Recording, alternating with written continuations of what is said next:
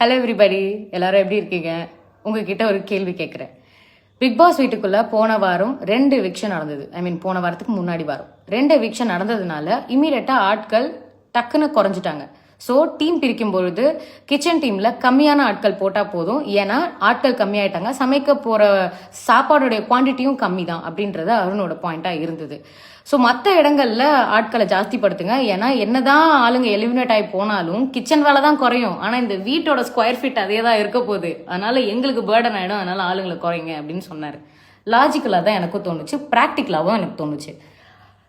when this whole skilled oriented job, labor oriented job அப்படின்னு வரும்பொழுது அந்த ஜாப் அப்படின்னு ரெஃபர் பண்ணுறது தான் அருண் ட்ரிகர் ஆனார். பிகாஸ் அங்கே இருக்க போகிறதுல அங்கே அது ஜாப் கிடையாது. அந்த வீட்டுக்குள்ளே எங்களுக்கு கொடுக்கப்பட்ட ஜாப், எனக்கும் நான் போன சீசன் போயிருந்ததுனால எங்களுக்கு கொடுக்கப்படுற ஜாப் எதுனா கேம் ஆடுறதுக்கு. அது இல்லாமல் மற்ற ரெஸ்பான்சிபிலிட்டிஸை எல்லாரும் ஷேர் பண்ணி தான் செய்யணும். And Arun as he told, as he seeing it as a family, அதை ஒரு ரெஸ்பான்சிபிலிட்டியாகவே பார்க்கல.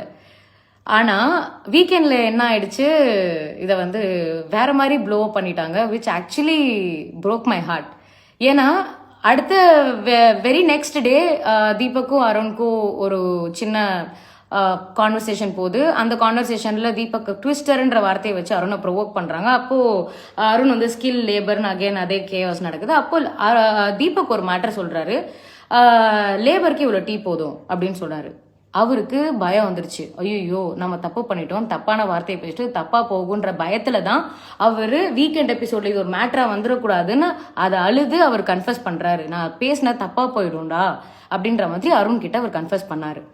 இப்போ இதுல skilled orient and you know labour ஓரியன்ட்னு ஏன் பிரிக்க கூடாது அப்படின்னா, வீட்டுக்குள்ளார ஒரு வீடுன்னு வந்துட்டா அதுக்குள்ளார என்னங்க ஹையரார்கி.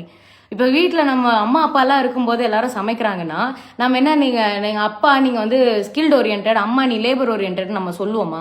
சொல்ல மாட்டோம். அது ரொம்ப ரொம்ப தப்பான ஒரு விஷயம். Especially when you are staying inside a house that promotes equality.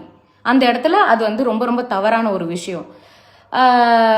அருணுடைய அந்த விஷயத்த அந்த லேபருன்ற வார்த்தையை தான் நீங்கள் தரைக்குறைவாக பார்க்குறீங்களா அப்படின்னு அதை மாற்றினது எனக்கு ரொம்ப ரொம்ப கஷ்டமாக இருந்தது. ஏன்னா அவர் அந்த மாதிரி அதை சொல்லவே இல்லை.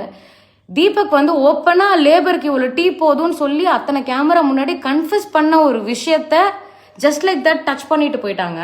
ஆனால் அருணோட மூளைக்குள்ளே போய் நீ இப்படி தானே நீ யோசிச்ச இதை பற்றி அப்படின்னு சொல்லி ஹோஸ்ட் முதற்கொண்டு அதை மைக் மூலியமாக பேசி கார்னர் பண்ணும்போது ஆப்வியஸாக யாராக இருந்தாலும் பயம் வருங்க. யாராக இருந்தாலும் ஆடிடுவோம். நம்ம பேர் இல்லை தப்பாக போயிடுச்சோ, நம்மளை தப்பாக புரிஞ்சுக்கிட்டாங்களோ அப்படின்ற ஒரு பயத்தில் அருணுக்கு அதை சரியாக எக்ஸ்பிளைன் பண்ண வரல. சார் இது ஒரு ஃபேமிலியாக நான் பார்த்தேன். இந்த ஃபேமிலிக்குள்ளே ரெஸ்பான்சிபிலிட்டிஸ் தான் இருக்கே தவிர ஜாப்ஸ் இல்லை. இந்த ஃபேமிலியை ரன் பண்ண ரெஸ்பான்சிபிலிட்டிஸ் இருக்குது. இந்த ரெஸ்பான்சிபிலிட்டிஸை நாங்கள் ஈக்குவலாக ஷேர் பண்ணோன்னு நினைக்கிறோம் அப்படின்ற பாயிண்ட்டை கரெக்டாக அருணால சொல்ல முடியல. Because he was scared. ஆனால் இதுக்கு உண்மையிலே அது ஏன் இதை இவ்வளோ பெருசாக ப்ளோ அப் பண்ணாங்கன்னு எனக்கு புரியல. அண்ட் அதுக்கப்புறமா நடந்த அந்த மைக்கில் பேசினது, கன்ஃபெஷன் ரூமில் பேசினது எல்லாமே டேமேஜ் கண்ட்ரோலாக என் கண்ணுக்கு தெரிஞ்சுது. அதுக்கு இதை பேசாமலே விட்டுருக்கலாமே. இதை எதனால் 40 நிமிஷம் பேச வேண்டி இருந்தது அப்படின்னு ஒரு கேள்வி வருது. ஐ டோன்ட் நோ, நீங்கள் என்ன நினைக்கிறீங்க?